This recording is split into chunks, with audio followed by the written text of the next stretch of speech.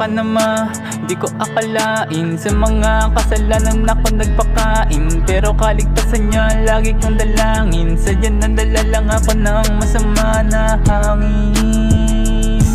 Sa mga oras na ako'y naliligaw, andiyan ka palagi, rebelde man ng ugali. Trato mo sa'kin ay hari, sobrang pait. Tingin mo sa'kin para ba kung pare, kakainin mo na lang, ibibigay mo pa sa amin. Grabe magmahal ang tunay na ina, kahit tulong sa droga at mapungay ang mata. Iniisip ka pa niya kahit kasama mo iba. Ito isipin mo, nanay mo nag-iisa, handa proteksyonan kahit na anong mangyari. Kapag ikaw napahamak, halos di siya makakain. Siya lang nasa tabi mo kahit na medyo alanganin. Sabi niya sa'yo, anak kamusta ka? Uuwi ka pa ba sa'min? Ang tanging sagot mo lamang, mama di na maaari. Mama di na maaari. Sorry naman sa aking pagkakamali. Ayokong maulit na ikaw ay laging galit sa katigasan ng ulo at gawaing mali. Hindi ko ginusto na laging gumawa ng mali.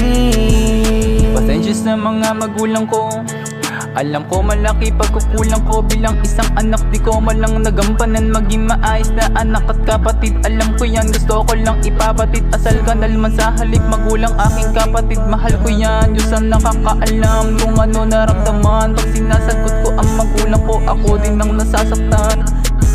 Pero minsan kasi ay hindi na mapigilan. Kung sumagot parang hindi pinag-isipan. Pagkatapos ng lahat agad ko din pagsisisihan. Siya kasi ang dahilan kung bakit ba ako sinilang. Sorry naman sa aking pagkakamali. Ayokong maulit na ikaw ay laging galit sa katigasan ng ulo at gawaing mali.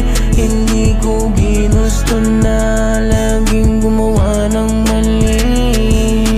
Sorry naman sa aking pagkakamali. Ayokong maulit na ikaw ay laging galit sa katigasan ng ulo at gawaing mali.